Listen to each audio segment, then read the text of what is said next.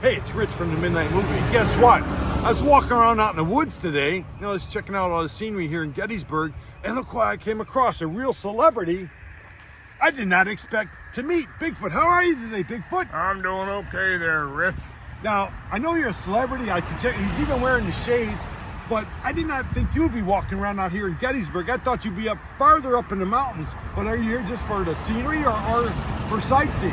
Actually, I'm on vacation. You're really pestering me right about now. Oh, I know. I believe me, as a top celebrity, I know how it is to be pestered by fans. It's really hard for me to find them and drag them over to me. But you don't have that problem. And I notice you have a nice set of teeth. Is that for chewing on tree bark, or do you really have to work to maintain those? I floss daily, Rich. What do you floss with? What does a Bigfoot floss with? I can imagine you can't just go into the nearest Rite Aid or something and get some floss. You probably have to find something out in the jungles, like a tree vine or something. Am I right? I use porcupine quills. Pork? I never thought about that. No, that's very natural. So you must be all natural. As a matter of fact, I see you're all natural. Does it bother you to walk around without any clothes on? Clothes? Shirt, shoes. Well, naturally you have the big feet, so I guess you probably have a shoe problem, right? Probably extra wide. I don't wear clothes, Richie. What am I touching then? Oh. Whoa. Does that smell bother you? Please don't put that close to my nose. Why? Your nose is pretty aromatic, right? It's okay. Well, you're kind of reminding me of Richard Keel now. You're kind of imposing on me. So I think this interview is over. But it's nice seeing you, and now I'm going to have to walk off.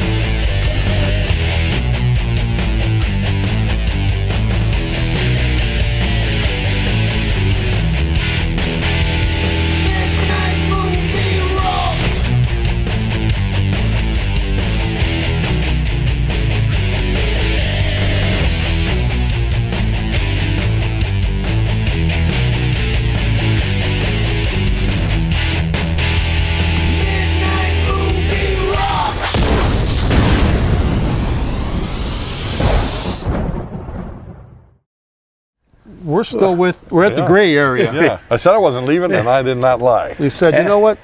We're going to keep Bob for another week because he's got other stuff to talk about. Because not only is he a movie producer who did Bigfoot, and you also worked a lot of sporting events doing some production for that. For like 30 years. So Yeah. Wow. Some pretty big sporting events you were witness to. The big ones. The big ones. I mean, so he's got a lot of bragging rights. But now one of your bigger bragging rights, though, is you race sailboats. I'm smoking them. And he's smoking them. Yeah. He's like tearing up the competition. So we're gonna. It's got to be really hard to outrun one of those.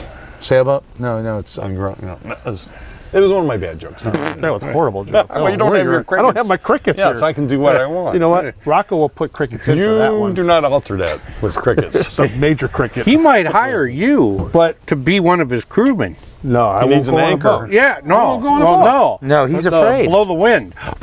Yeah, because he's full of hot air. He would never be stranded. That's weird because I don't know when that started. He's not taking any. Because when I was younger, the girl that I was dating, her dad was a charterman. Would take us on the boat all the time, try water skiing, and then just maybe you saw. I just did not like being in a big body of water, not knowing what's underneath. It's just the weirdest thing. I just don't like it. Was this around the time Jaws came out? No, it's way after. Dirt. Was this around the time The Perfect Storm came out? No, had nothing to do with the movie. Oh. I just no. He said that. See, and he had the headphones on. He had the headphones on. No, Jaws 3 and it was Jaws 4: The Revenge. That's what really screwed me up, man. Jaws 3 in 3D. Yeah, because that's one that killed him with the sailboat. No, that had to be the one, right? It's just no. I get older and I start freaking out about that. That and flying. I never had a problem with flying. Now I don't want to fly or want to go on a boat. Have you You considered don't like taking spiders. Percocets? What the hell else? No. Would you ever go on a seaplane? A double dose of anxiety. Yeah. And we would just- pay it's for that. just When we the- go to California to see Bigfoot, we're taking a seaplane because you have to land by seaplane. Don't worry about the yourselves spiders out. under the table. Knock either. yourselves They're out. fine. Whatever. They're As a matter of small. fact, Triv is afraid of everything. I think I'm pretty much. Leave me alone. Okay.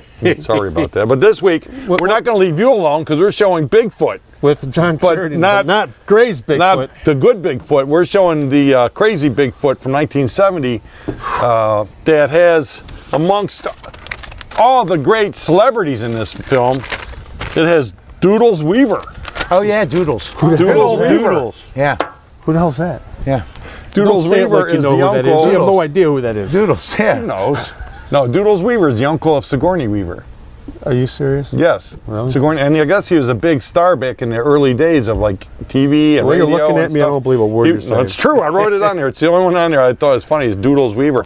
And an interesting story that I like about Doodles Weaver is he was actually in the film The Zodiac, 1971, which was made by Tom Hansen in an effort, and this kind of reminded me of you and Bigfoot and local filmmaking.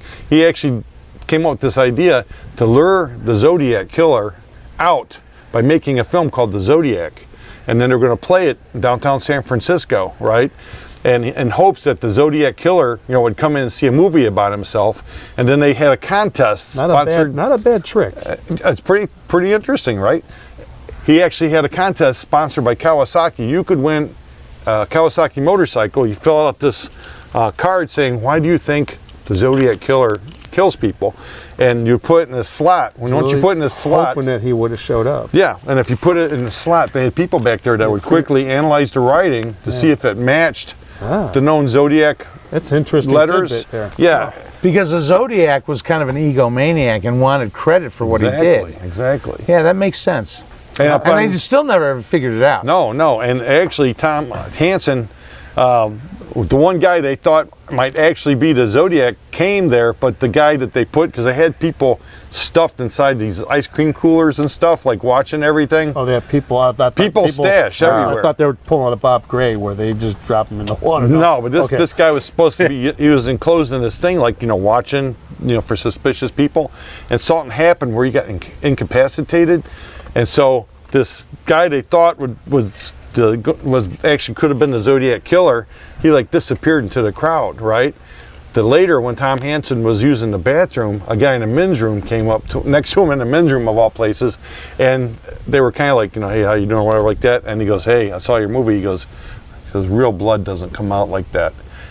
And that guy, over the years, continued I always to, wondered that was the killer. yeah, well, over the years, the guy kept kind of like coming in and out of Tom Hansen's, like, realm of view or whatever like that. All the way until 2019 was the last time they Wow, heard from the that's guy. an interesting offset story. So much more interesting than when I was making Bigfoot and found a dude naked in my front room with a Did you? six-pack. Yeah. No, wait. Why Why did you say this story last week? Yeah, well, or next no, week, or whatever the hell we're started filming this this week, movie? too. Wait a minute. We have to do this now because if we do it, it'll be off camera. Wait, time out. Time out on the field. This was during the filming, and you just walked in your living room. Was this like after filming? Was he drunk and just? No, there was when we were filming, like in the Marsh and other places, there was this dude and his wife, and sometimes he'd bring his kids, and they'd come to watch his film. Now, the crazy thing was, we didn't publicize where we were going to be, but he always found us. And I was always played, hey, how you doing? Thanks for coming. Come by anytime. It's good to see you. How the kids? Okay, blah, blah, blah. Courtesy, right? And one day we were filming, and I had a house there on Orchard Road. I never locked the front door. I never locked it. It's men or headlands. You do now, though. I lock everything. Yeah, I got a gun. So I walk into the living room, and there's this guy, butt naked, with a six-pack of Budweiser sitting on my couch. Gotta be kidding. And he's like, hey, buddy, you want a party? I'm like, get the F out. What the hell? I mean, I was like, threw him out. So you never know when you've got sycophant So fans. it was the same guy, Yeah. but didn't have his family there. being No the family word. and naked. What the hell? Yeah. Could have been the Zodiac. Yeah, It wasn't Trev. Could have been the Zodiac killer. Yeah, it was Zodiac. Well, yeah, that's what, that's... You just never know. People are messed up. Yeah. They are messed up. And this guy, I don't know what the hell he was thinking. I said, dude, put your Is it pants the on. last time you get saw up. him? So you don't... No. You should have kept his clothes and just kicked him out naked. That would have been better. No, he came back Just wondering. a couple weeks later was with the his wife purpose? this time. Did you question him? Say, what the Were they the hell both you doing?" naked? Ah, you beat me to it. I'm out of They here. were naked. Anyhow, so the point of the story is it's People always are interesting, crazy. the backstage stories, Yes. things that happen. So I had one naked guy on my couch with a 6-pack of Budweiser. It happens to everybody. Did It's you no keep the big Budweiser? deal. Now we could cut that one part out and every once in a while throw in. I had a naked guy on my couch. Yeah. It happens. Yeah, You we'll could just- use whatever. that. You could use that for Words eternity. around. Well, Grace says, I like naked guys on my couch with Budweiser. Oh, anyway. Oh man! Speaking of naked We do guys not on condone- couches, All right. We do not condone naked We're gonna guys. go to Unless the- you're at home watching right now and you're naked with the 6-pack. that was a good That's Zodiac okay. story. Though. That was really interesting. Ah, Not as good as my naked story. no, I didn't know I was going to be upstage with Yeah. the naked So story. we're gonna go to the first part of this John Carradine Bigfoot. Oh, yeah, that's right. We got to. We really do. Get out of here, Pete.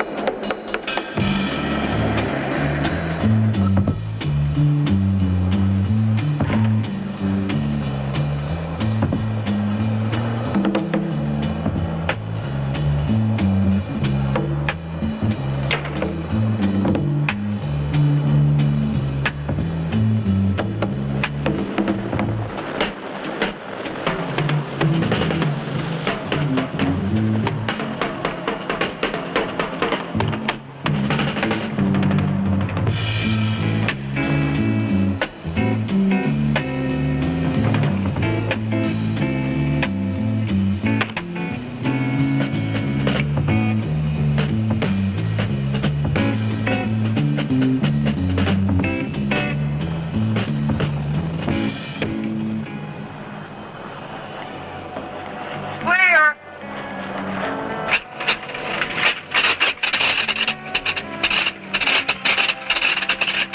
Burbank Tower, this is Howard, 650.6, ready to go.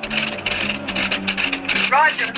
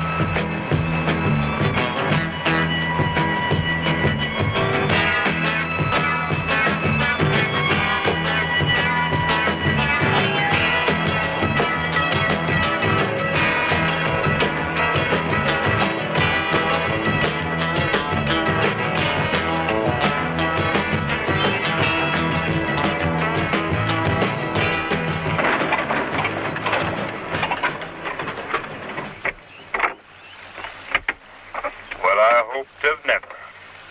Jasper, when are you going to shoot this thing, put it out of its misery? Oh, now, Briggs, you shouldn't talk like that. This faithful old beast of burden has got plenty of miles left in her. What are you doing just sitting there? It's your turn to get the water. As soon as I get me some money, I'm going back to Kentucky. Just get the water and stop belly aching.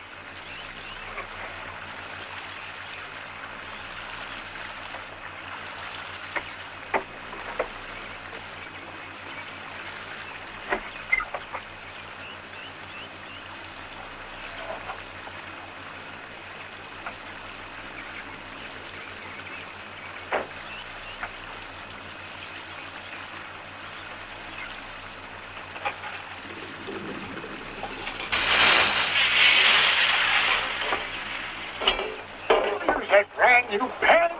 Here's one of those old buckets we've been using.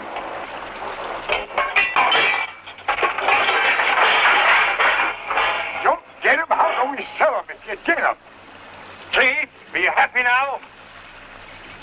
There's a stream right down the hill.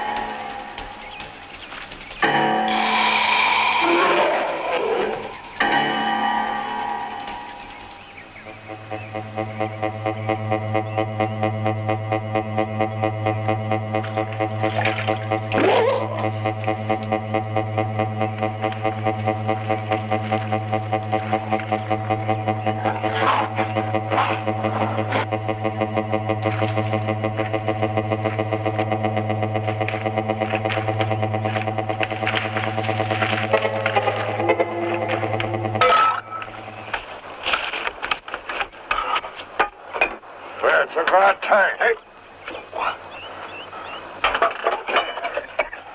It's only half full. It's enough to get us on down the road, Peace. Listen, why don't you hurry it up? I don't like it up here at all. What's eating you? There's something out there, Jasper. I seen big, huge footprints down by that stream like I never seen before. Briggs, my good man, if you continue to travel with me, you'll see a lot of things never seen before.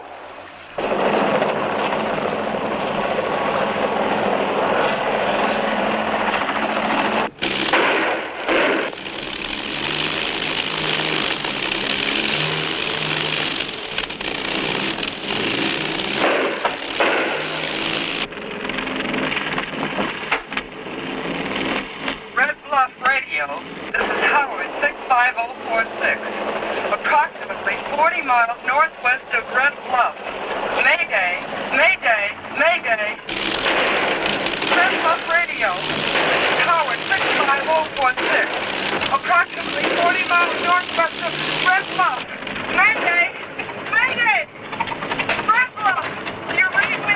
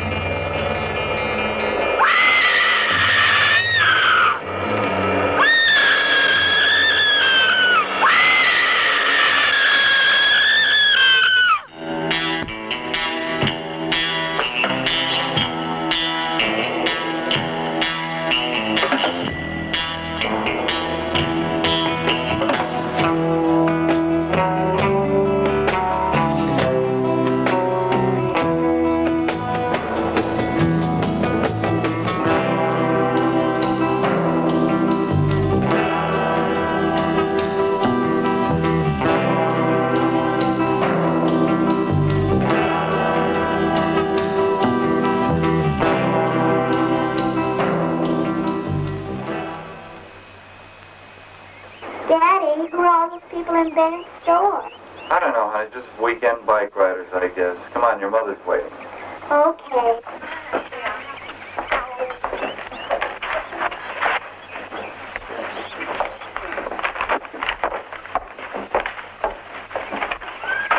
Hey, you. Give that back to me. What's the trouble, Make Bob? him give that back. We need to size up our drinks, Mike. Let's pay the man for it. How much? Well, that's a pretty good ice chest. How about $2?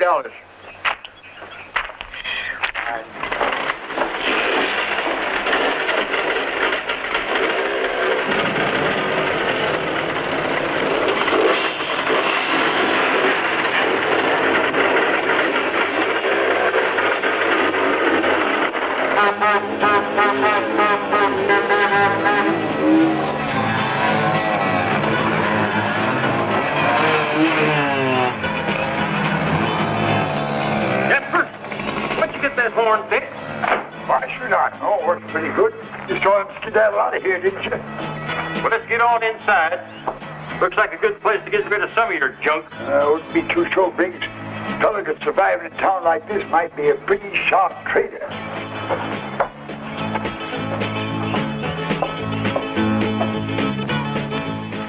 How do you do? Allow me to introduce myself. I'm Jasper B. Hawks, sole proprietor of one of the few remaining traveling stores. Since you are a retailer, we're offering a handsome discount to you on any item you may care to purchase. Oh, this is my associate, Mr. Elmer Briggs. How are you, Elmer? How do you do, sir? What could I do for you, gents? Well, before we talk any business, Mr. Bennett. Oh, Bennett. Well, Mr. Bennett, my associate and I would like to cool our dry throats with some good cold beer. There's not a drop of beer in the house. That wild motorcycle outfit just left here took the last can we had. Well, then, Mr. Bennett, we'll just have to impose upon your hospitality to substitute whatever you got in stock to quench our thirsts. Pa, these gentlemen do look a little thirsty. Let me get them a couple of Pepsis. Oh, that's a good girl. Fine daughter, that daughter of mine. Very fine daughter.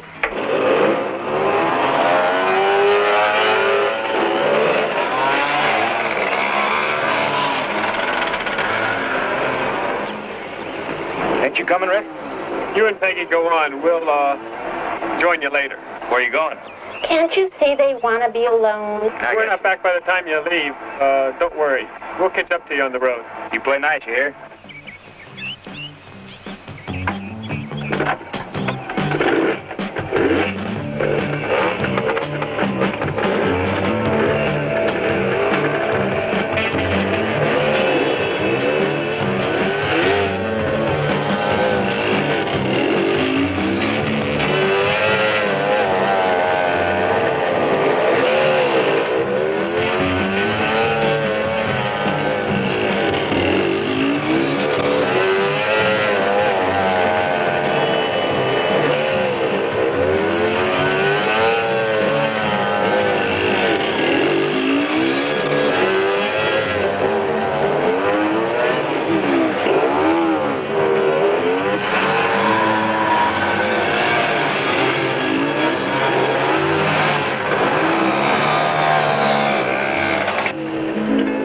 I'll take a look at the bike and see why it's cutting up.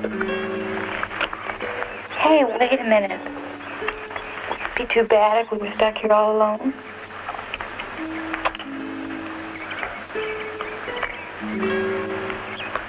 Hey now. Don't get started or we will be here all night.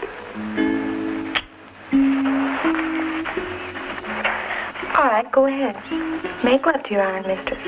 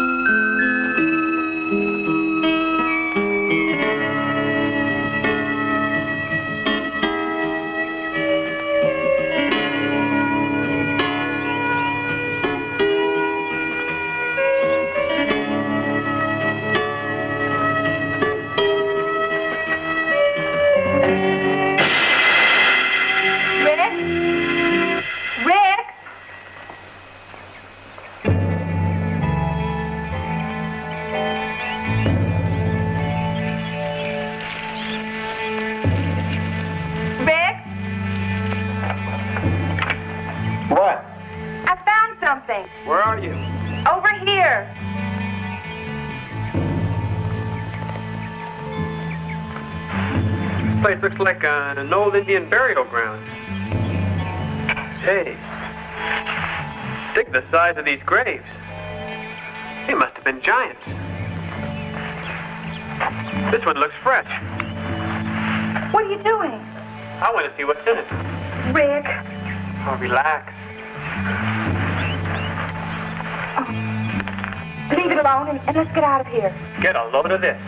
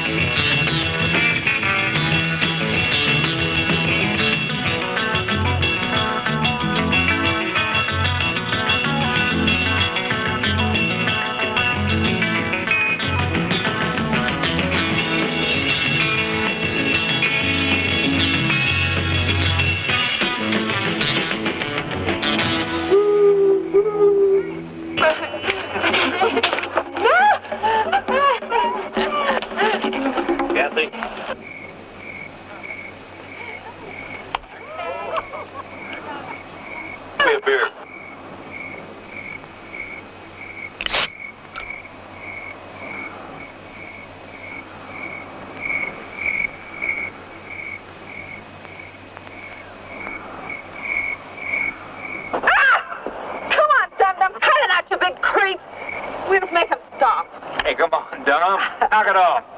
She called me a big slob. I called you a big dumb slob. Ooh. Hey, why don't you cool it, man? She's always picking on me. She's throwing beer in my face. I like to hear you scream. She screams so nice. I'm such a dummy. Hey, come on.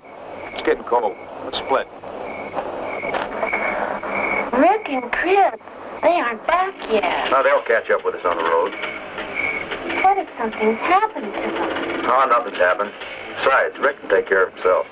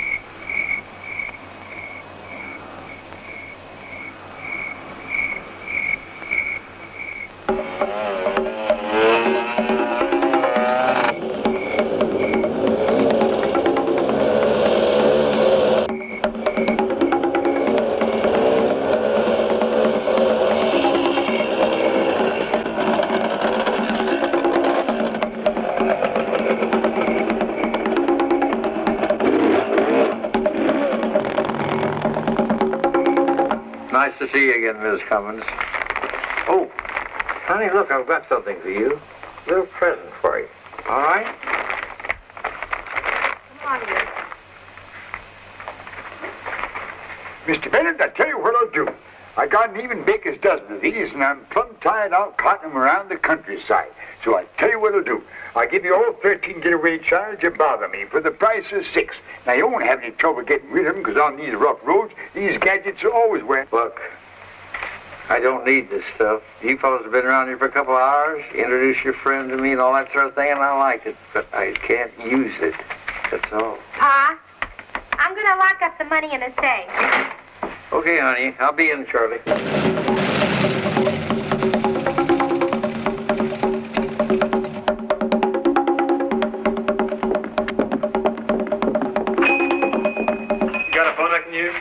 Yes, it's over there on the wall. Don't make it a long distance call. It's local. Hello? Give me the sheriff's office. Hello, Sheriff? Can you come up to... What's the name of this place? Bennett's store. He knows where it is. I'm at Bennett's store, Sheriff, and something terrible's happened.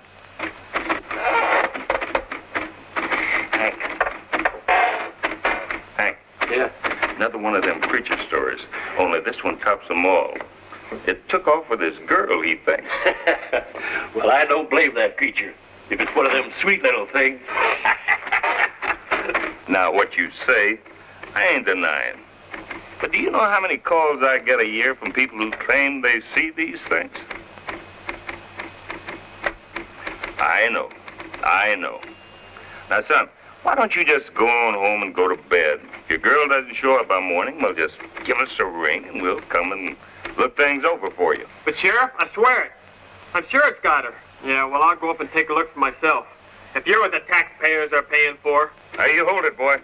I don't know who you are, and this could be one of them prank calls. But if you think you're going to get me on top of that mountain tonight on some wild goose chase, you got another thought coming. Why don't you talk to Bennett? Good idea. Hey, boy, put Mr. Bennett on the phone. He wants to speak to you, Mr. Bennett. Oh, all right.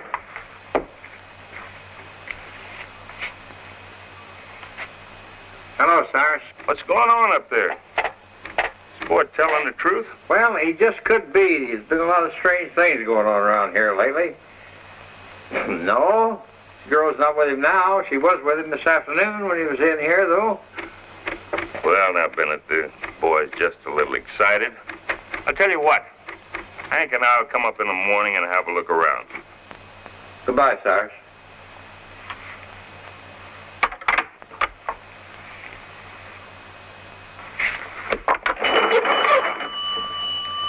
Yeah, get me 875-3401.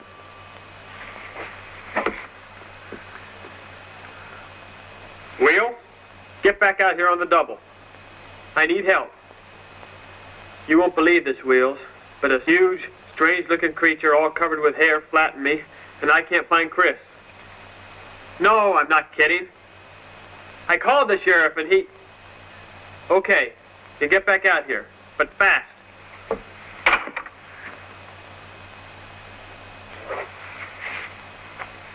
I need a gun and a flashlight, mister. Can you tell them to me?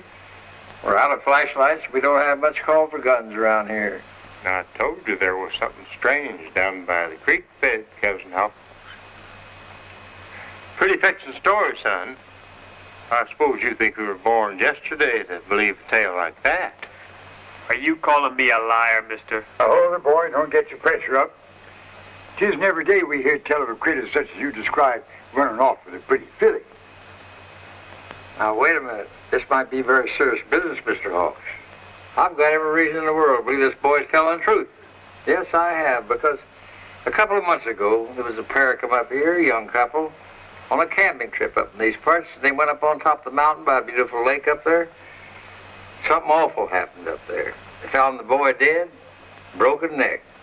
And the girl they never did find. Beautiful blonde, too. Tell you what, boy. I got guns and lights out in the car. Suppose my friend Briggs here and I go along with you. Get a look-see at this varmint. Well, wait a minute there, Jasper. I ain't going along with you on any wild goose chase. Briggs, can't you understand what we got here? I heard tell of these things before. Read an article, a magazine about a month ago. Some hunters got a picture of one of them. If we could catch one of these critters, we could live high on the hog for the rest of our lives. Look, I appreciate your help, but all I want to do is get my girl back. We'll do that for you, all right, boy. We got another reason for joining you. Right, Briggs? Oh, I've got to hand it to you, Jasper. You can smell a dollar sign a mile away. Well, come on, boy. We haven't got time to lose. Hold it, men. You better watch your step when you go up there. Been strange doings in them mountains, especially at night. Mr. Bennett, we aim to be careful.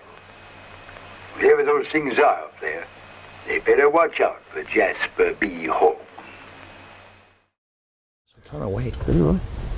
Hey, good we're for back him. up. Hopefully he's not sick, but- No, Well, I'll good. tell you how later. Good for him. Yeah. Good. All right, we're back. We are back. The water's calm. Yeah, you should hear the Sun's stories going we're down. hearing. Oh, Yeah. it's even better than. Oh, yeah. There's a lot of stories going on behind the Fun scenes stuff, that fun stuff we done. cannot air. No. Talk to us sometime when you see us at a show. We can fill you in. We'll give you Bob's phone number. He'll tell you. Yeah.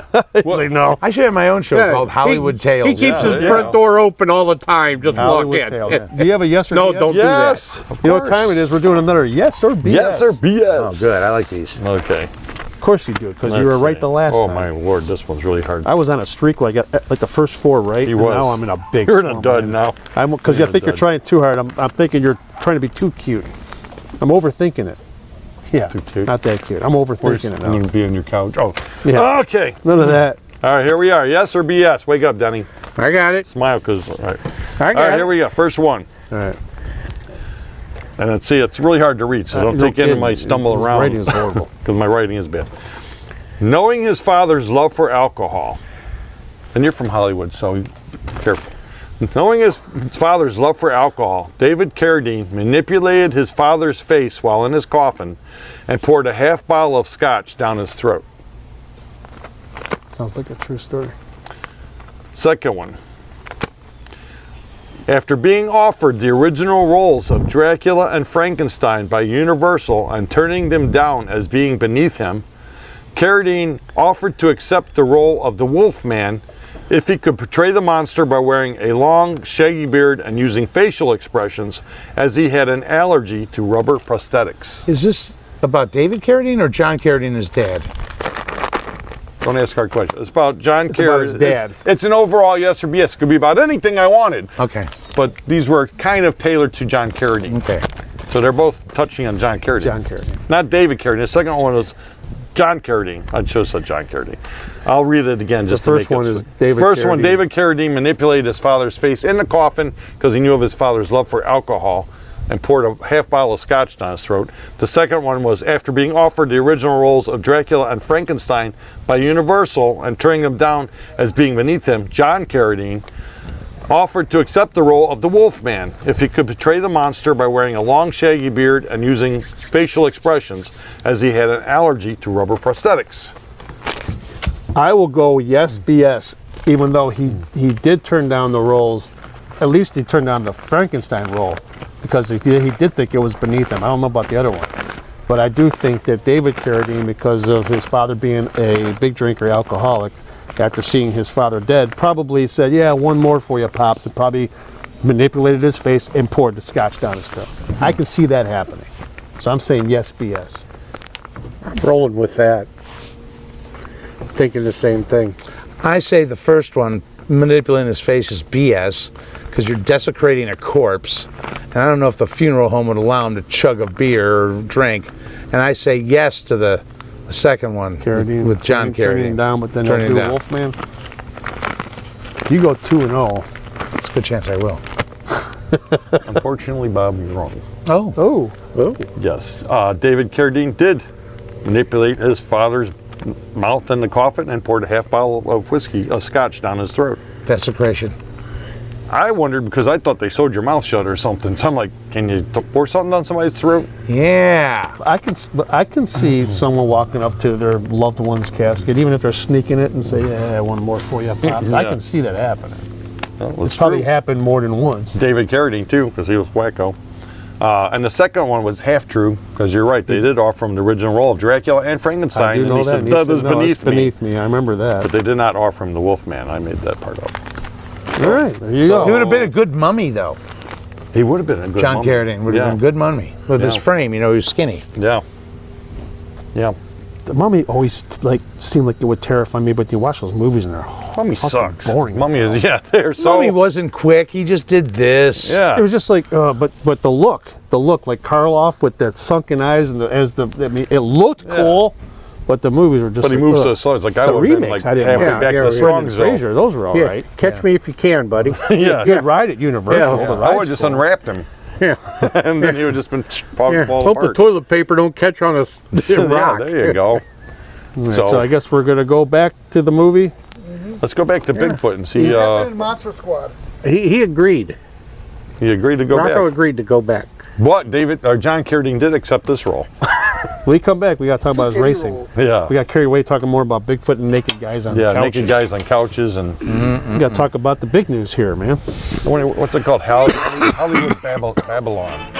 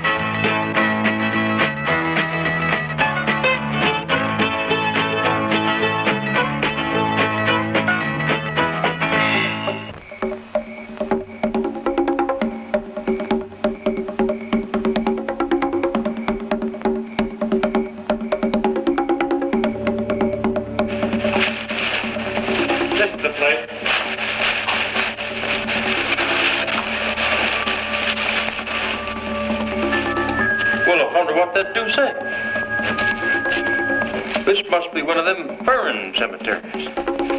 Can't understand a word written on that tombstone. This is remarkable, Briggs. As a former student of archaeology, I recognize these markings as having a peculiar significance.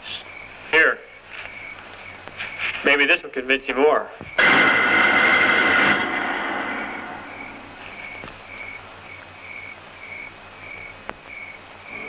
Glory be. Now, do you believe me?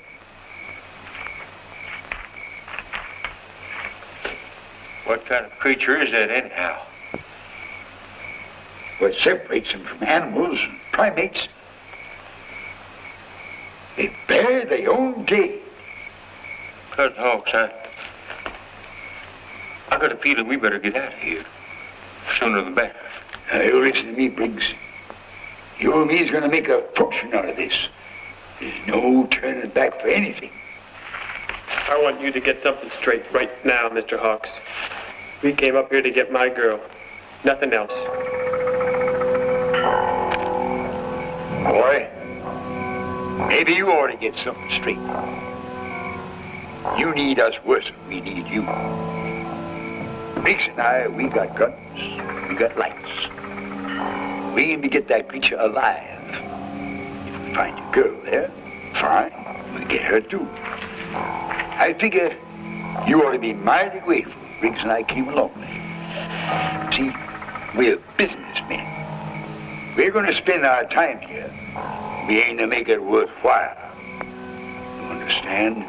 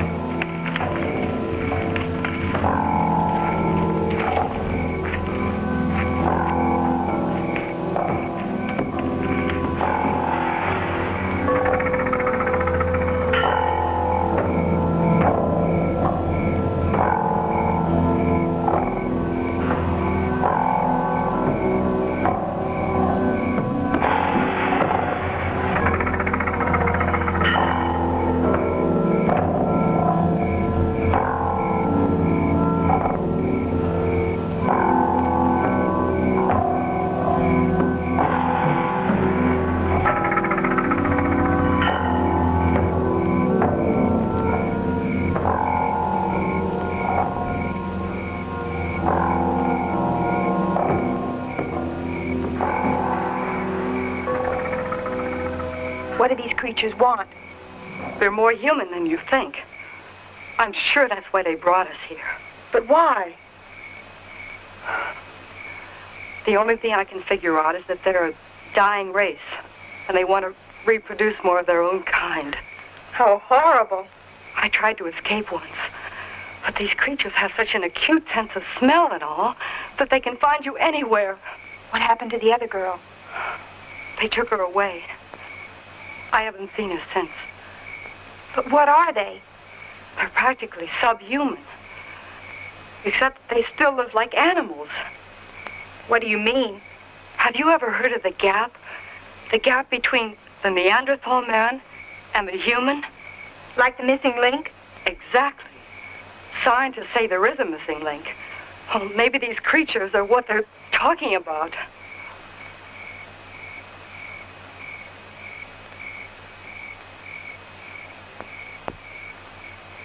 Have they done anything to you yet?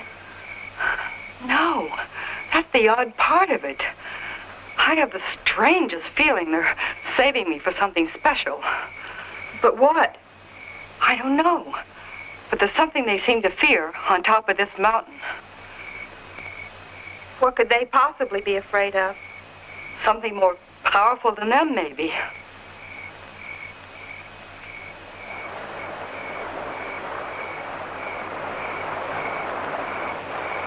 Now stop!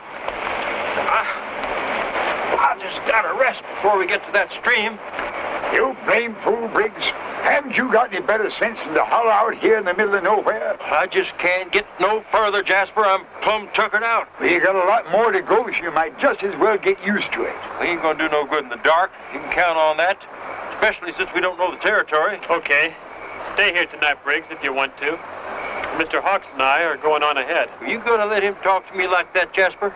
Now, hold it, both of you. No sense you getting your feathers ruffled over nothing. Briggs got a point. That's a pretty steep climb up that bluff. We might just be a little bit local trying to get there in the dark. Give me that rifle and that flashlight so I can go on by myself. Well, now, boy, you just go right on ahead and be a hero. That's what you want to do. But you're not taking my rifle or my light. Of course, if Briggs wants to give you his. I ain't gonna give my gun and light to anybody. I need it for myself, my own protection.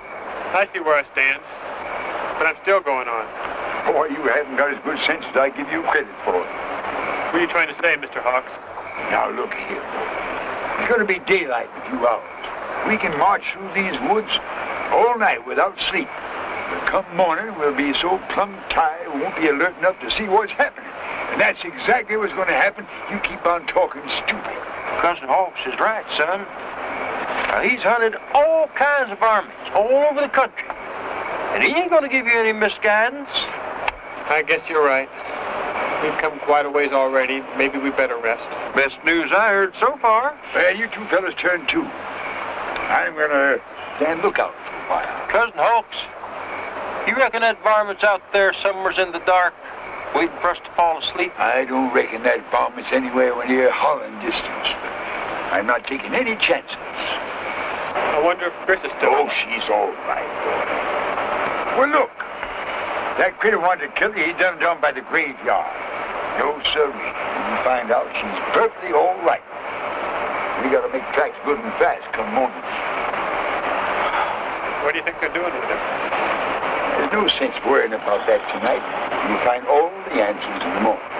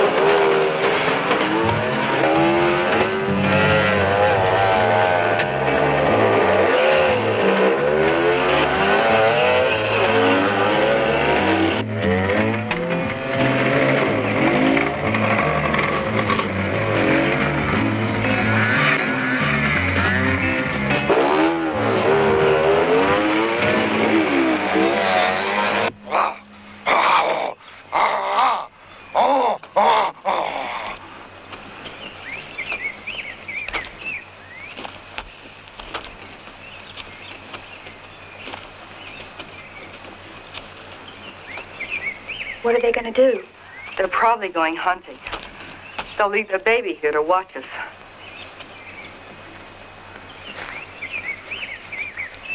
Looks so different from the others. It could be a hybrid. Hybrid? Yes. One of his parents had to be a creature, and the other might have been human.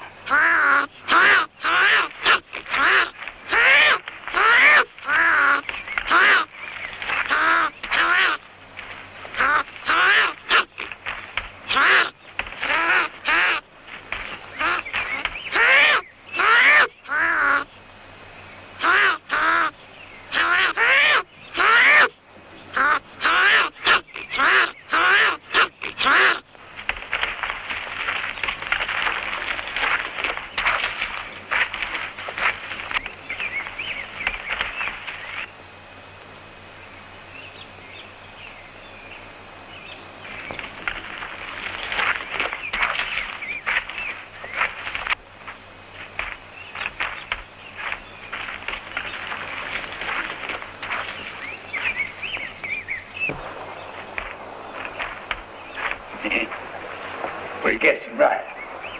I'm trying to throw us off the track, crossing that stream. And up this cliff. I can't fool Jasper B. Hawks. How far away do you think they are, Mr. Hawks? We're a spell ahead of them yet. But even that creature's got to rest sometime. There's no sign anywhere, even stop, let alone bed it down. I surely do hope your cycle buddies are on the way. They'll be along.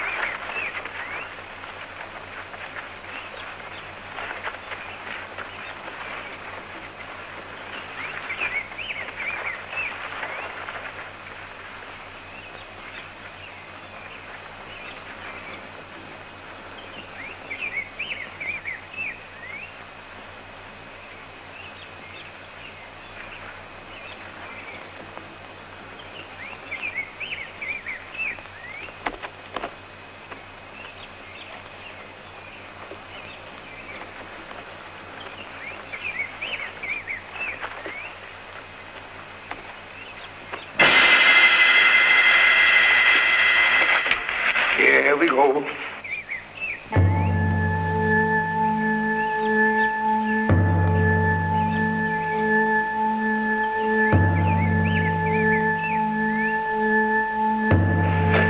Goes right up there into those mountains. You know, Briggs, if I had my blue ticks and red bones here, we just sit back and let those owls flush that critter out of the thicket.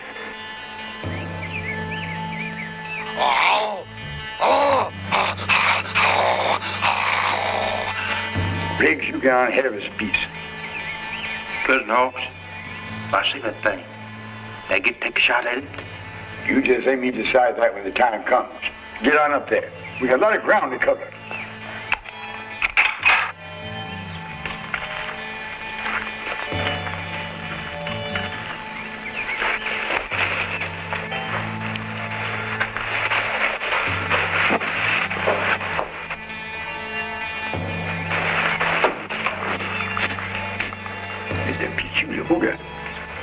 Musty smell.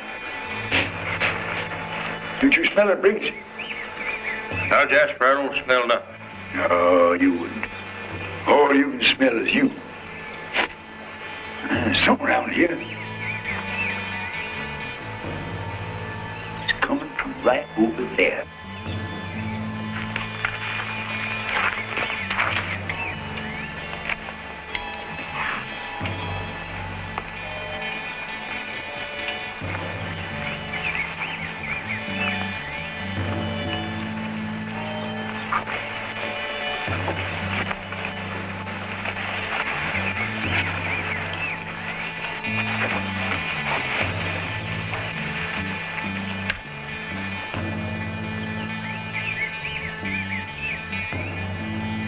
Well, I wish to never. Well, I'll be a two-headed calf. Will you look at that?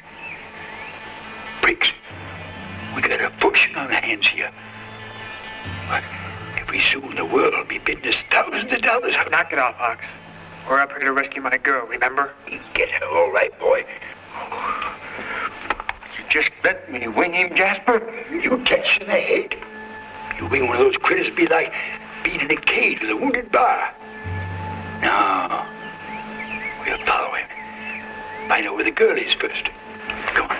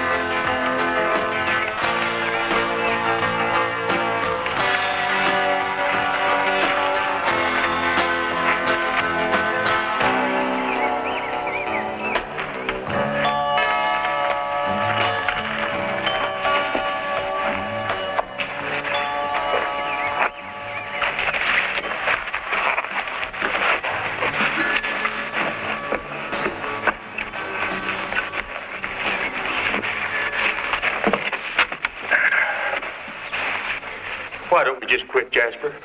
We done lost the track. We come up here to find that critter, and we're going to find him. Now, how do you know it didn't just go down the other side? We don't, boy. But it's got to live somewhere, and I got a hunch it's right up there. Jasper, my old legs ain't holding out too good. They'd better, because we're not quitting until we find it. But dog, we're sitting on $1 million, Briggs, and it's right up there. When we find it, Mr. Hawks, I want you to shoot it. Now, hold on, boy. Not if I don't have to. That critter's worth more alive to me than dead. You can always stuff it, take it on tour. People pay to see that. You just worry about those legs of yours not giving out. And you do anything crazy like shooting at it, I'm going to skin you alive and stuff you.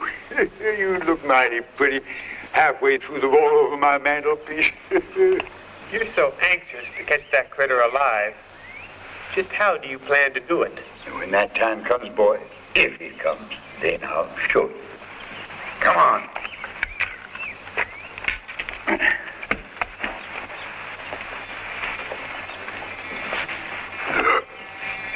Doggone two legs.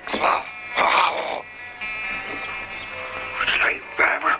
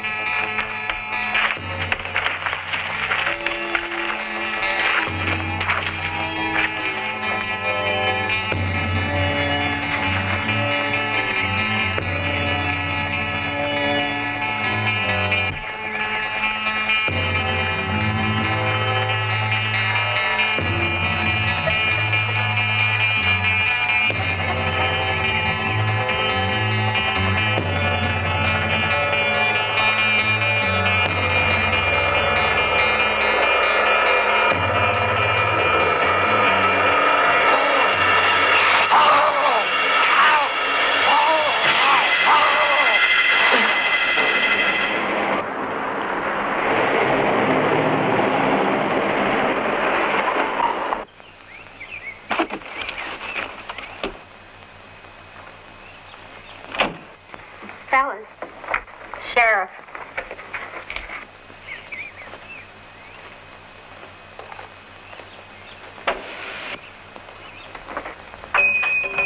Good morning, Nellie. Morning, Sheriff. Hank. How you doing, fellas? Howdy, Sheriff. How you doing, Sheriff? Ah, it's good seeing you two again. What brings you up here in these parts? Well, I was talking to your dad on the phone last night, and some boy who was real excited about seeing things. Hank and I just took a ride up to check it out. Where's your dad? You just missed him. He had to go down to the county seat on business. But Pa told me about that boy who called you last night. Well, he left with a couple of peddlers. Hard telling where he went. Well, they're going to have mighty tough going if they head on up into that high country. I sure wish your dad was around.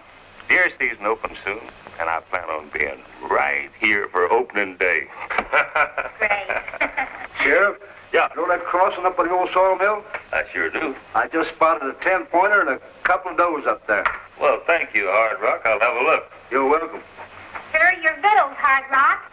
This ought to hold you and Fallen Star for quite a spell. Give him to Slim. Yeah, hurry Nellie. up. Slim, that's the boy. Thank you, Here's the Nellie. other box. Oh, Let me- well. Say hi, Hard Rock. Thank you, Hank. Bye, Nellie. See you, Sheriff. Bye. Bye. Fellas, that's nothing. Last night, I seen a 12-pointer right in back of the store. Oh, Cyrus, you can have that sawmill. I just sit out here in back and wait for that 12-pointer. Sheriff? I mean, Cyrus. I'm kind of inclined to believe that boy who called you last night. I really think he did see something. He was very upset. I don't know. If there's any trouble, we'll hear from the ranger station. Yeah. They probably just took off and went on their way. I wouldn't be too sure about that, Hank. That boy's cycle is still parked out front. I seen that cycle parked out there. One of them fancy rigs. I bet that thing must have cost $100. He'll be back for it sooner or later. You tell your dad I'm sorry I missed him. I'll see you Friday night. Cyrus, please don't forget your stogies. You'll get mighty mean to live with when you run out. Almost forgot what it came after. See you Friday. Bye. Bye, Cyrus. Hank? For you. Thank you, Nellie. Bye. Bye. People are nice out here. That's all right. That's all right. That's all right. Look up the Midnight Movie. You might even see you driving by. I said we're up. He never even tells us when we're up. He just does a point. No, we're up. You saw when you see the stick go up, you know we're up. What's up? We're on the water. We see boats around us. Yes. There's a reason for that. Why is that? Not only does the gray area, Bob hang out at the gray area, he does a lot of sailboat racing, and he's damn good. That is? Yeah. So why don't you tell us a little bit about what got you started into sailboat racing, what you've done, where you've raced, and how you have done. Well, I started out here when I was about 14 years old, sailing with Sean Kipp from the real Bigfoot movie. His family were incredible yacht racers, incredible. So I was a deck ape, they call it. You know, I would grind, I'd move from one side of the boat to the other. It's not like I used my brain, I was there for muscle. And then when I moved to California in '89, the first thing I did was buy a 25-foot sailboat. And the very first race I entered was from Marina del Rey to Catalina Island, a 27-mile race. And lo and behold, I won it. 27-mile race on a boat. How long does that race take? That was about 5 hours. So my first race I enter in California, I win. And I thought, oh man, I'm the guy. I went on to get my kicked 27 races in a row. I mean, I got slaughtered. But that motivated you, though. I didn't know. It took 2 years before I started winning once in a while. And then it just became progressively better because I was figuring out the currents, the tides, understanding the boat, trimming the sails.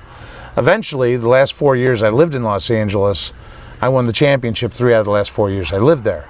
And I was racing against America's Cup guys and Olympic gold medalists. And the year I didn't win, I came in second. How big was the boat? That boat was 27 feet. And I was typically going up How big is this one? The one I'm sailing now is 22 feet. And it's the smallest boat around here.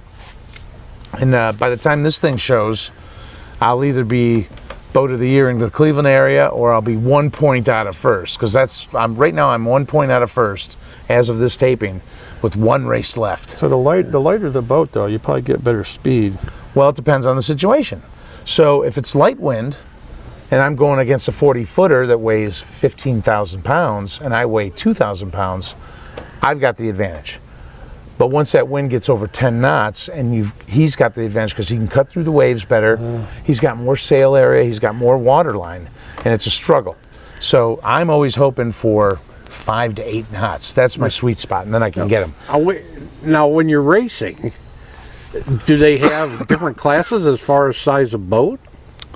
There are those, but typically they throw me in with 35 to 45 footers. Yeah, they throw me in. So in California, they did it to me. They put me in the $1 million. The California boat I had I bought for $1,000 from a sailor in San Diego who's going in a submarine for 9 months and had to get rid of the boat. The name of the boat was Blown. I remember. Yeah. I remember. It would pop up. Well, the people in California hated that name, the political correctness, and it just. They hated me because I would win. And when I'd get in front of them, they'd have to look at my Blow logo all around the race course, right? On the back of the boat. It's a sailboat, folks. Wind's blowing him. Okay? Anyhow, I was racing in this division that had the vice president of Disney Productions, the director of Hogan's Heroes. These guys are all high money guys. Walt Disney's nephew. They weren't shemps. I mean, they had boats, and by me beating them was a great source of frustration because I didn't pay hardly anything for that boat. And they're spending $500,000 to $750,000 on theirs trying to buy a championship. I earned it. I earned every inch of that Pacific Ocean that I fought for, and paid attention. And it would just drive them batty that a little boat, 27-footer, Blown, could beat a 45-footer, 42-footer. And now this one. How many this have one's you won with 22? this? This one here is 22. It's called Honcho. How many have you won with this? I've won almost every race I've entered with this boat. How many go on the boat when you're racing? Anywhere from 3 to 5 of us. It's a little messy now. Where the hell you fit 5 people in that? Yeah, that's what I'm saying. It's not often, but it happens. If it's got to be real, Well, you have somebody up in the. It's gotta be you know, really windy. What's the minimum? What's the minimum people you need? Minimum is 3 of us. Because you need someone to adjust the sails while someone's adjusting this. Yeah, minimum is 3. And my entire crew in California and here, they've all been neophytes. They've never sailed before. So what I do is, you know, as we're approaching a buoy and we're going to turn, I'll tell them. Sometimes those are the best people to teach because they're fresh and they're eager to learn. Yeah, they're not going to fight me. Right. They're not going to fight me. I got my own way, don't worry about it. Yeah. That's why you don't want to have a director cast in your movie when you're trying to direct them. Exactly. So I will tell them clearly and concisely what's going to happen. That way I don't have to yell at them. I understand they're new, and you know, usually they do fine. So, do they let you on the lake, no matter, or is there a limit to the wind before they'll say, "Up, sorry guys, we're not sending you on the lake"? I have only seen the limit be no wind. So here's an example. Oh man, well, you know, yeah, if there's no wind, oh, you got the motor that's just going to crank him out. You can't turn that on. Look at that motor, Rocco. It looks like Noah had that on the Ark. He did. I bought it off of Craigslist from Noah. So last year, here's an example. You asked a good question. So last year we did a race called the Falcon Cup, which they've done it for like 88 years, 89 years. It's from Rocky River to Benner Harbor Yacht Club. It's a 26.5-mile race. So when we took the boat out Rocky River last year, it was lumpy. I mean, it was a little windy and it was lumpy, but for me it was manageable lumpy, okay? But about 10 minutes after that race started, the wind really kicked up. It's like almost 40 knots, 10-foot waves, and they're coming every 10 seconds. And then you're probably... Well, here's the lucky thing. The wind is coming directly behind us, and it's sending us directly to Benner Harbor Yacht Club. So I want wing on wing. That's one sail on one side, one sail on the other side.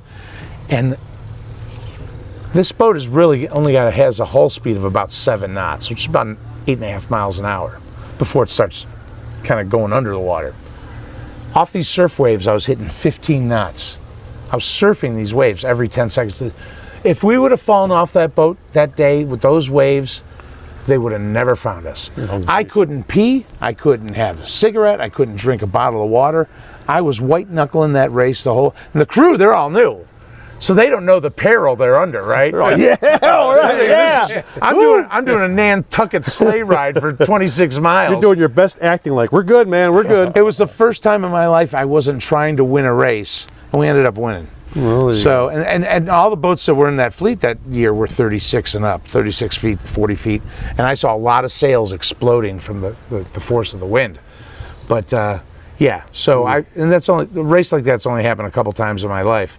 But when it happens, it is frightening. So is it harder going into the wind with those big waves or with the wind with those big waves? It's harder going into it because my boat's so light.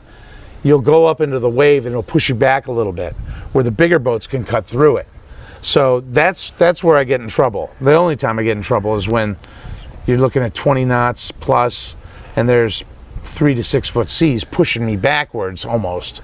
You know, I'll gain headway, but it'll eventually push me back a little bit, and they're just cutting through because they got water line, they got sail area, and they got weight. And so the waves that push me back, they cut right through. Yeah. There's a lot of variables in winning a yacht race, but I would say the biggest one is experience. How far offshore are you when you guys are racing? Typically, are you as far as a mile out? Are you within that? Oh, are you 5-6 miles sometimes? Yeah, in California, you know, when you're racing in Catalina, you're out 28, 27 miles out to sea. Right. Jeez. I've raced to San Diego. I've raced to Ensenada, Mexico. So. Yeah, I mean, but if you have a good sound boat, you're fine. You'll be all right.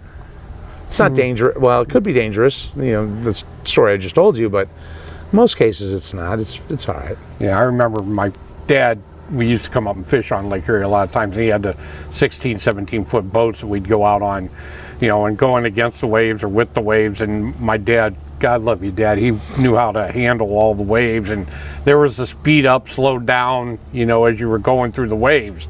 And it just, you know, if you're racing, you're not doing that, and you're a sailboat, you can't do that. I can't imagine that all of a sudden it's like, oh, we got to slow down a little bit. The wind's blowing you, you're going to where you're going. Those little boats are those little power boats, those fishing boats, way more dangerous than what I do sometimes. Whenever you hear people that lose their lives on the sea or on the lake, it's always usually in one of those little boats. So if your dad knew how to play the waves, that's good for him. But a lot of people, new guys, don't know how to do it. New guys always screw up. Those are the guys. He just bought the boat. He's dead. Yeah. And on that note, let's get back to Bigfoot. Yeah, speaking of being dead, yeah, let's go see more of Carradine and Bigfoot. He's done this before. Actually, I had my own show in California. Wow. Jeez, look at this. What is it? Whatever he is, he sure is big and ugly. That's a gorilla, stupid. That's the kind of creature that Rick was talking about? I guess so. Well, you can count me out. What do you mean? You're going after one of them things, you gotta be kidding. We're split. What do you think, Wheels? Let him go. Then let's get moving.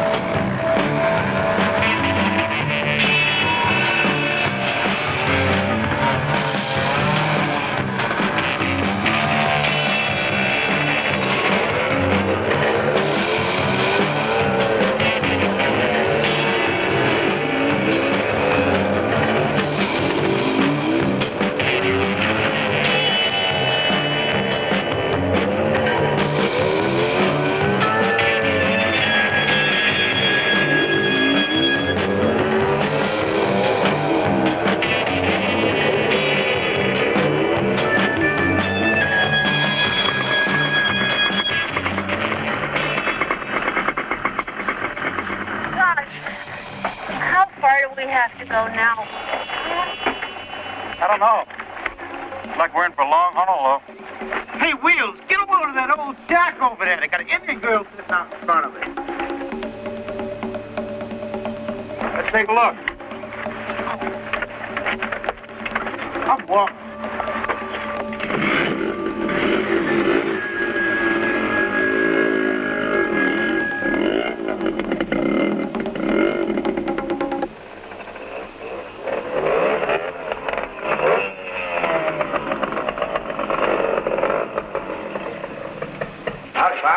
What you all doing up here? We lost one of our buddies. Then he called us and said something about some big creature taking his girl. Sasquatch. Sasquatch who? What's that mean?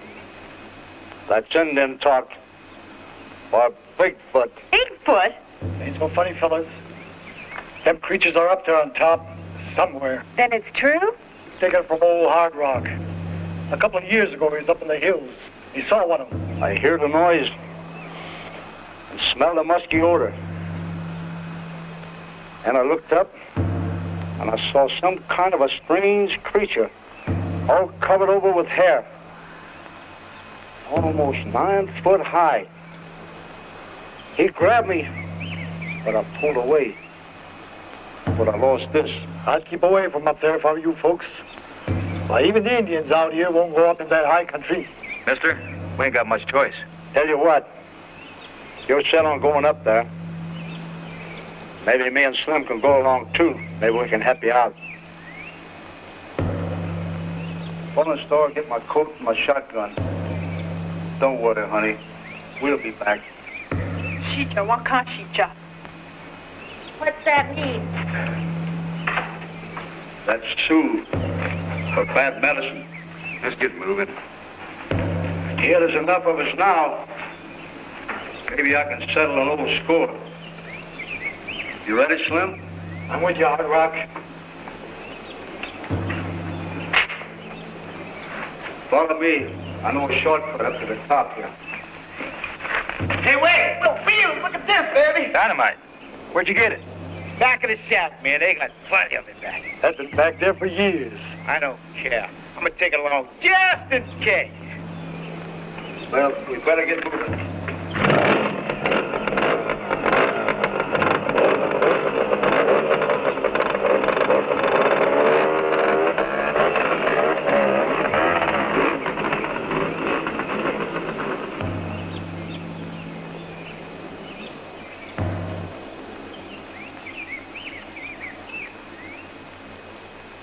What are those critters going to do with us? They don't seem to have much use for men. They'll probably kill all of you. Well, that remains to be seen. Jazz would be a Hawk's been in a lot of tight spots. He always got out of them. Well, you better do something pretty fast, Cousin Hawks. I don't like the way them critters is looking at us.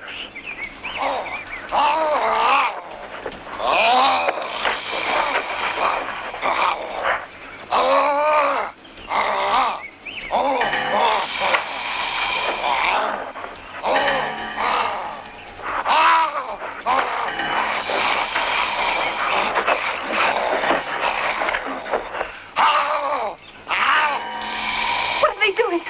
I don't think they mean to hurt you, honey. No. Who's in that force you wanted to? Please, no. You know it all, why don't you tell us?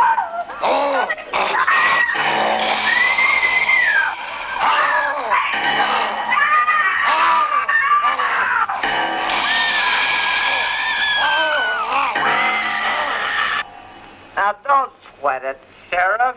We get the same reports about them creatures up here that you do. Ah, come on, Cyrus. If I was you, I'd go ahead and go hunting. After all, you haven't missed an opening day for years. No news here. There's a report of a small private plane missing up here somewhere, but we haven't found it yet. Nothing gets by us up here. Take it from me, right? Sure. All right. Okay. Just take it easy, Cyrus. Sheriff, here's your reports for the day. Well, thank you, Sally. They look good. And thanks for staying over. You will. Bye. Good night. Sally. See you in the morning. You know, Cyrus, that might not be so darn funny at that. I've gotten a few of them calls when I've been here alone at night. I've been sheriff of this county going on to 20 years. And if I believed all them stories about people seeing those creatures, I'd be plumb loco chasing them out. Yeah, I guess you're right. Hey, look at this. Here's a guy they're really after. And we know he exists. They had him in jail for a year. Bad check writer, huh? Well, he won't cash any of that bad reading at Bennett's. Why, he come through here, Bennett'd be the first one to let us know that there's a stranger cashing checks. How about clean the rest of our guns? Sure. I'm going home and get some rest. I need some. Cyrus, let's take a gander up there tomorrow. Could be that young fella just might be on the level. Fresh air will feel good. Been looking like rain, though, lately. Weather's really unpredictable this time of year. But we'll take a ride. Hey, give me my favorite 20-gauge Remington automatic there, will you? Creature, Cyrus? Rabbits.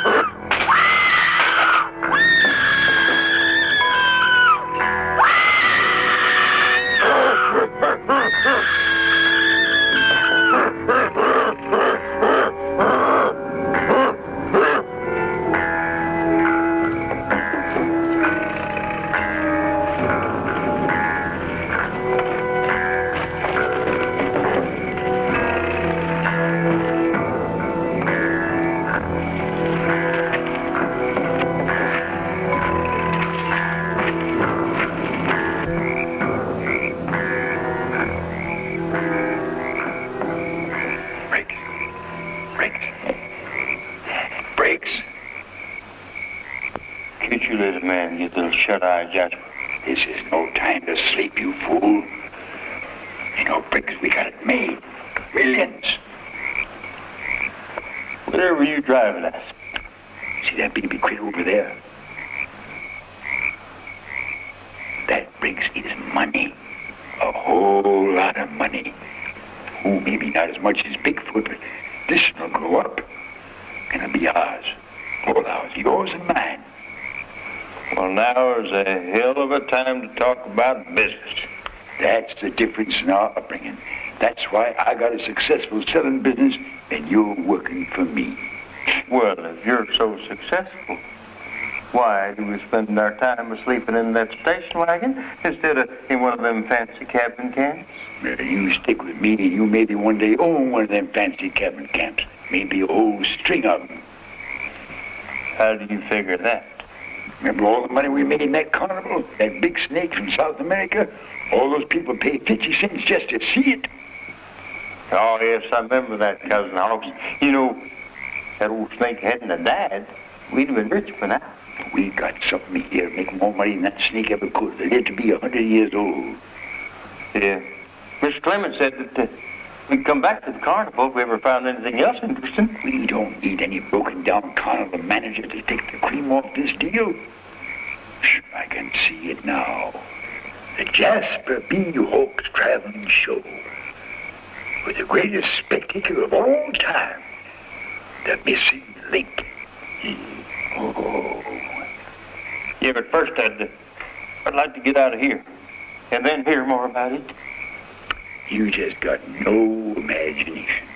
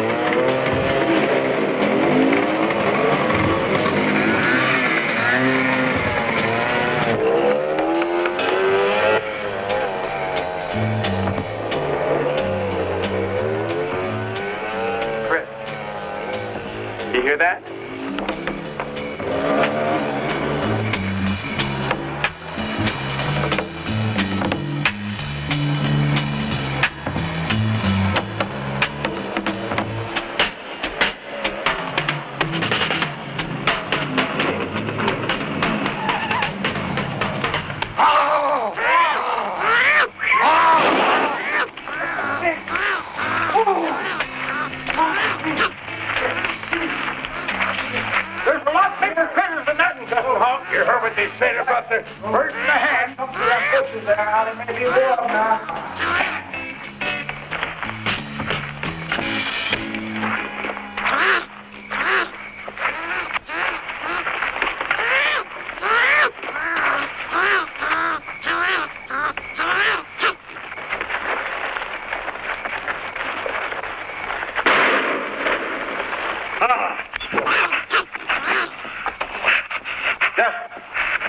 Jasper, why don't you tie that critter up so he won't attack me again? That's a mighty good idea.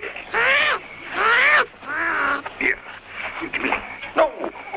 Come on, give me. Why did you use that pretty handkerchief you got there? That's no handkerchief. That's a fine, expensive Paisley shawl. I'm not going to use that. Come on, give it to me.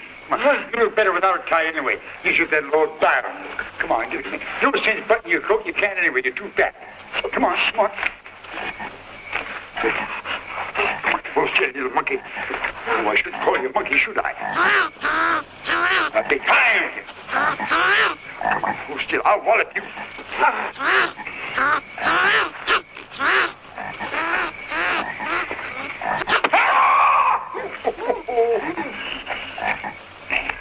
Here we go. Much obliged.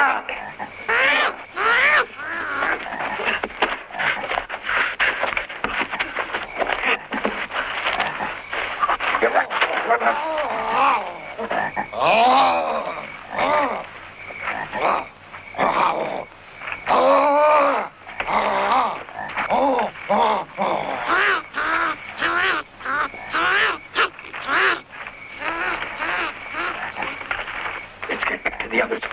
Maybe we can get a chance to one of the big critters.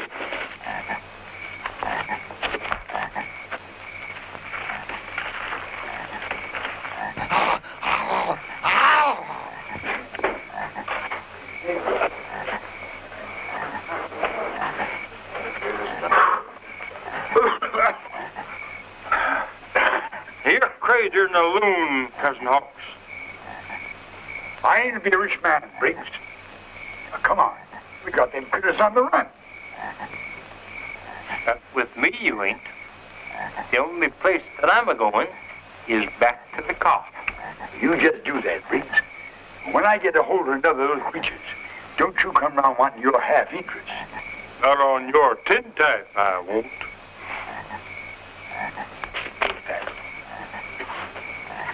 Well, who come along with me? We're with you, mister.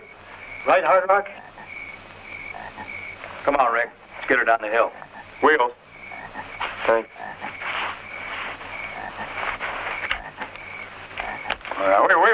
Wait a minute, boy. Wait a minute. I'll pay any one of you. Anyone who comes with me, I'll pay you. Well, now, friend, that makes a difference. That's more like it. I'm with you if you're paying money. Money? You ain't seen the likes of the money I'm going to pay you. I may be a Johnny Reb, but this ain't Confederate money. Oh, come on.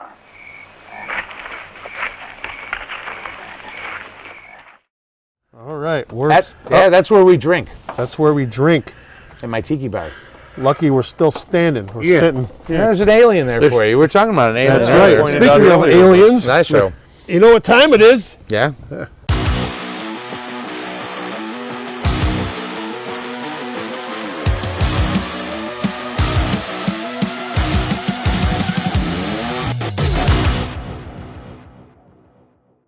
Alien or no alien? Let her face off time. Oh, okay. Oh, All right, now. Face off time. Face off. We've talked about the UFO movies and the Bigfoot movies, right? But you know what you don't see a lot of? Mermaid movies. That. The other phenomenon out there. Remember, you used to hear a lot about Loch Ness. Oh yeah. You never see a movie on the Loch Ness monster. Very few. Very few. Would you like to? Now, would you? And you know what? You don't see a lot. You see a lot of the melon heads. Mm-hmm. Okay, but you don't see a lot of the other really cool. See, I gotta be careful because people steal my ideas. You can't say. He can get the book and censor it out because it happened. So what the hell are you saying already? I'm gonna say, would you like to see more Loch Ness monster types of shows and movies, like more attention paid to that, or the different local legends that happen around here? Like there's, the Crybaby Bridge, and there's a lot of local legends. Now here's the thing, and I'll talk about the melonheads, because my Melonheads. By the way, you can get my book, Attack of the Melonheads, on Amazon. It got up to number 402 out of 35 million, and that's a good book. You won't be able to put down. That's a good plug. I didn't know you were. Yeah, plug all the other stuff. So the Melonheads, when I first wrote it, I thought it was just a legend that was indicative of this area, but doing research, they got them in Michigan, they got them in Massachusetts, same legend, and they even have the same version of that legend in Japan. So it's not just localized, but there are local legends. You know, there's everything from the skunk ape to the chupacabra to the wild man. Gore orphanage, which is kind of sort of the muck monster, related almost to the Melonheads, but not really. So there's a lot of local. There is. I mean, there's also growing up, Melonheads. That tale scared the crap out of me. We used to go drive up to that Wisner Road. And there's Champ. The monster in Lake Champlain, Champ, and then what do we got here? Bessie? Isn't that what they call it? The Lake Erie monster. Erie monster. Lake Erie monster is called Bessie, which I think is probably just a sturgeon that someone saw. That's what a lot of people were saying. But Loch Ness, they don't do a lot of. You never see anything. I think back when we were growing up, though, it was Bigfoot and the Loch Ness monster. Those were the two big things that you'd always see on. Oh, because they had some in search of pictures of them. But you never see a movie or anything like that. I would like to see a good Loch Ness monster, but you'd have to make him where he can get out of the water. Like he's a plesiosaur that can get out a little bit and chomp on people. But he used a big word there. Yeah, that was plesiosaur. Yeah. Plesiosaur. Yeah, never heard of that. That's a long lot of words. That's out of our vocabulary. See, that's the other thing about the Loch Ness monster. They say it's a plesiosaur, which is the dinosaur with the long neck and the flippers.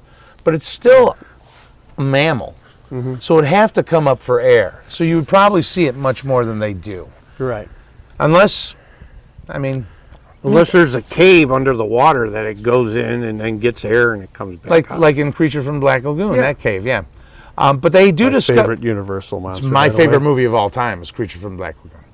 But they have discovered, like the giant squid. They thought that was a myth. They just discovered a fish a while back ago that's like they thought was extinct for 30 million years. So, there could be something in there. But I would like to see it. You're right. A Loch Ness monster would be cool. You'd like to see. You're more interested in having something like that being made than the other local legend stuff. Yeah, because that one's. I think I'm with you. I think I'd like to see something well made. Okay, so here's a perfect example: the Mothman down in West Virginia. There you go. Now you're talking. But a lot of people don't know what that is. So that movie came out with Richard Gere, and it kind of tanked, right? Nobody really knows about I went down to the Mothman Museum. Yeah, I saw the statue. I saw the handwritten letters from the witnesses that were turned into the police reports and stuff. It's interesting. Yeah. They claim that it's responsible for. It takes you 20 minutes to go through, though, so don't make a day event because you're in and out of that museum in like a half an hour. So don't. Well, that's a lesser-known monster that I don't think would have a nationwide attention grab. Where the Loch Ness monster, everybody knows about that. Bigfoot, everyone knows about Bigfoot. You're right. Chupacabra, they haven't really monkeyed around with, but that would be pretty good. I mean, you've seen Yetis, sharks. They're not cryptozoological, but Hogzilla. What do you think? That'd be a good one. Would you want Loch Ness, or would you want like one of the local legends? Yeah, probably a local legend. There was, I think I remember there was something where there was some documentary about the Loch Ness, and they were going down. What that lake is, I forget it, really deep in some area. Very deep, yeah. Yeah, that they were sending sonar and all kinds of crap down low to see if they could, blip on it or, sonar and all that stuff. But I think the local legends would be, Muck Monster was one of them. Well, the local legend, Melonheads is a big time. That's going to make an incredible movie. And by the way, you can get the book on Amazon, Attack of the Melonheads. Got up to number 402 out of 35 million different titles. Attack of the Melonheads. But the story is riveting. And the Melonhead, the creatures themselves, the kids, are terrifying to look at. I actually saw a real one when I was about 6 years old, when I was living in Cleveland. This poor kid had hydrocephalus, and that's what it is. And he looked like an alien. I ran home crying, and I said, "Mom, I saw an alien. I saw it." No, Bobby, that's just a kid. He's got hydrocephalus. But it was terrifying. I felt so bad for that kid.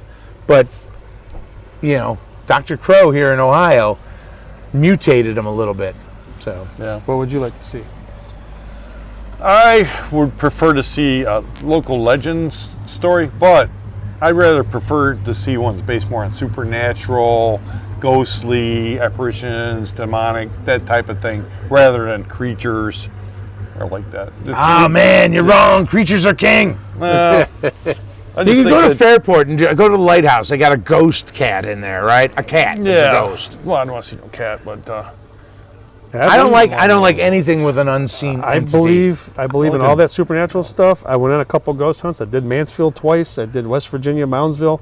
we don't And want to I hear about your experienced some prison stuff. record. So Okay, just yeah, I'll tell you. I experienced some stuff. So it ain't no joke, man. I'm writing a story right now about a concentration camp I discovered in the Czech Republic. And I visited it several times. And the one thing I will tell you, that when you walk through that gate that says Achtung, whatever, you know, work and be free, whatever it's in German, when you walk through that gate initially, it feels like 10,000 little fingers are touching you. It's the creepiest feeling. And then what you do is you go into they had these solitary rooms with steel doors, no window, just all concrete, no bed. And they put you in there and they close the door and it's pitch black and you can feel the ghost in there. You're freaking out. So don't do that if you're is what I'm telling you. No, watching those ghost hunting shows on TV is one thing, but going someplace that is haunted and getting that vibe, it's a whole different Bad ballgame, juju man. in some of those places, man. But yes, for Well, you sure. have some experiences at your house, don't you? I've had some experience, yeah. Stuff, and me too at my house. Stuff at my house, but no, Mansfield ain't no joke. Moundsville didn't get too much there. I got a bat the place is infested with bats. I had a bat fly. My luck, if my house ever got haunted, it'd probably be with a naked guy in a six-pack. Maybe that's what it was, man. on that note, on that note, we let's should go back to the back. movie. I don't know if we're finishing the movie Let's or see what John whatever. Carradine is up to. Huh? One more segment. All right. Let's see what John Carradine's doing right now. What happens at the end of this movie? They walk around a lot. Don't ask me hard questions, Bob. Oh, it's a lot of walking through the woods. Get to the point. You know what though? Predator was a lot of walking in the woods, a ton, Predator's but it a was great interesting movie. at least. Great Interesting movie. walking. One of my favorites. Well, this movie, I think, got a It's got 2.7 bikers. out of 10, so I don't think this movie This is one's got much. bikers and big.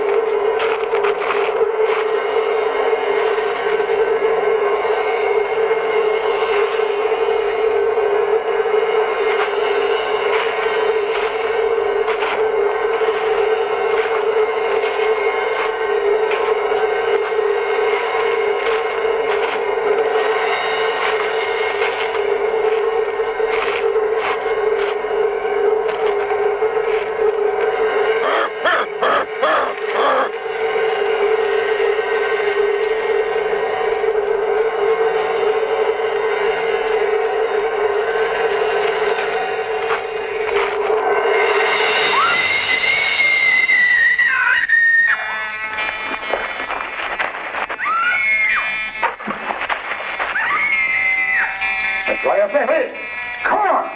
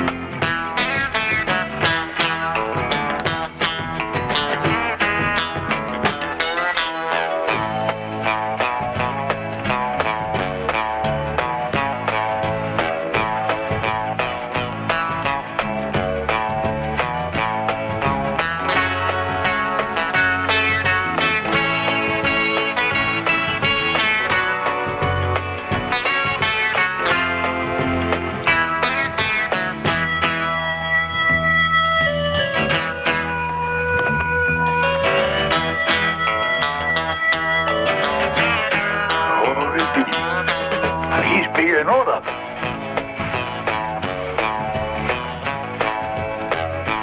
And sure enough, it's Bigfoot. The eighth wonder of the world. Come on, let's go get him. Yes, sir. Come on, Will. Hey, wait for me. That's my kid up there.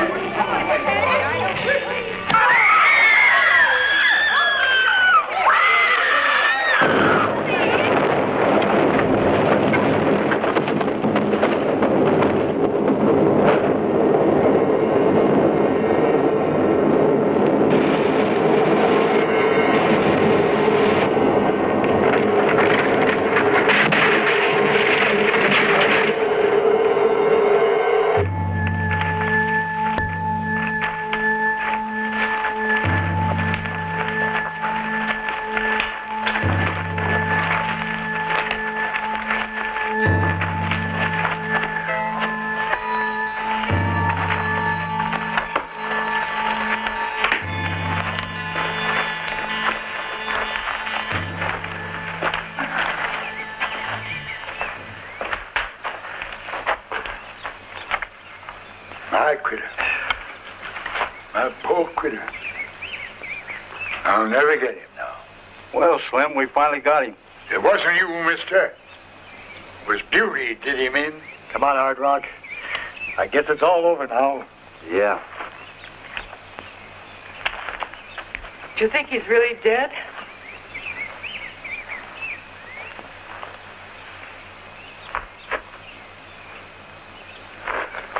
Now, young lady, don't you look so sad.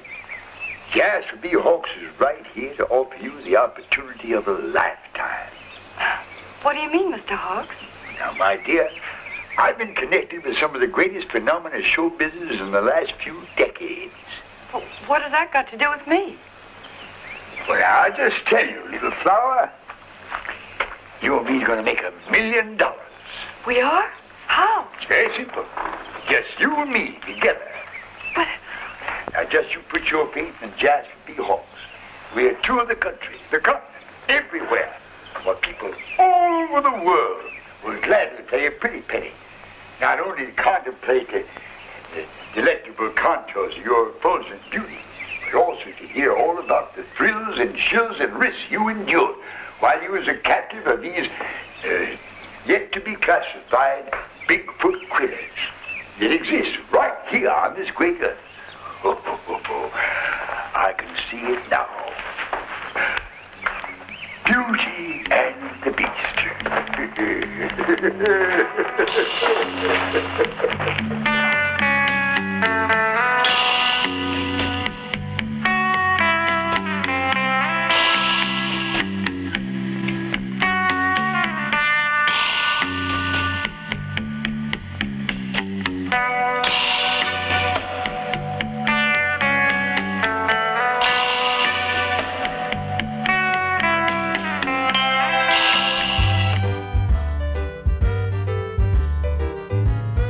That sun it turned like beet red or whatever and going down. It was nice as it went down below those trees.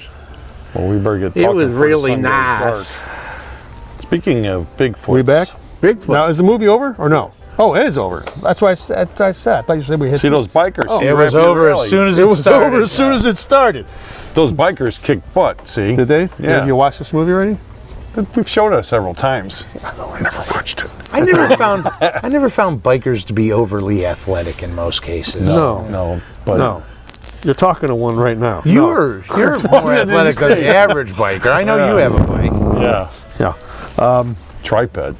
Let me ask you. What? Let me ask you a question, Bob. With your racing, do you have one that stands out that is like your proud moment of which, like your favorite race that you won? Like you keep going back, like, man, this is like a I'll tell you feather in my cap that I won this race. Well, I just won a race 2 weeks ago by 2 seconds in the championship, but that's not the one I'm most proud of. The most proud of was the race I came in second. So I told Did you. that take place in here? No, or this is in California. So I told you I was the 3 out of the last 4 years I lived there, I won. Well, the year I didn't win, I came in second overall. And prior to going out for that race, the championship race, my entire crew was stuck in traffic on the 405 freeway. If you don't make it to the starting line at the start, you're done. You're out. Kaput.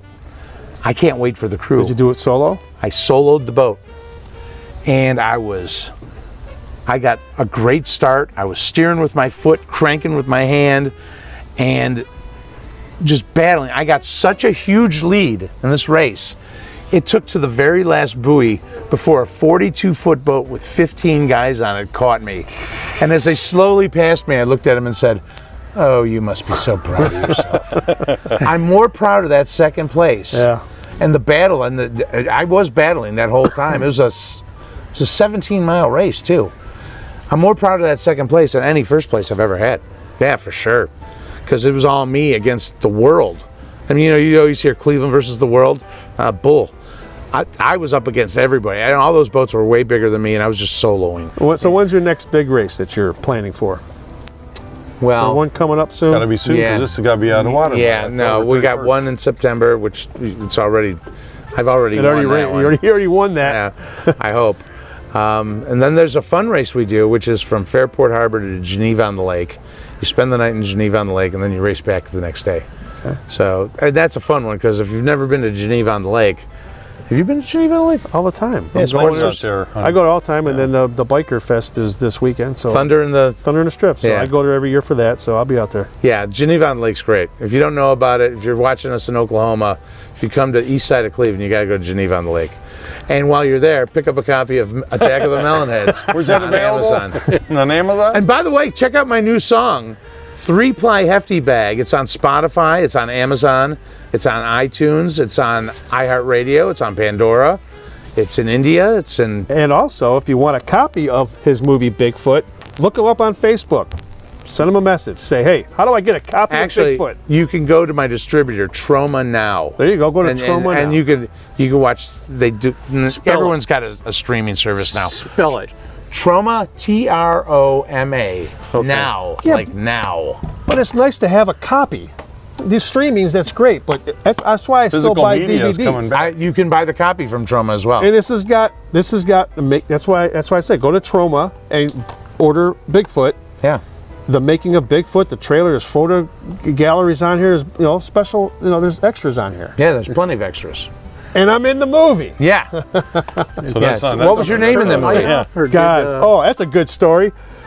Did you turn a light off, or is it They the probably battery lost the battery. just dead? No. This is a good story. I should have told it during the filming of We during our make show. a quick version because we're on I'm YouTube. doing a quick. I'm doing a quick version. Okay. Okay, let's do it. This is a funny thing. So when you gave me the part, I was a hunter, and I think I was Phil. Okay.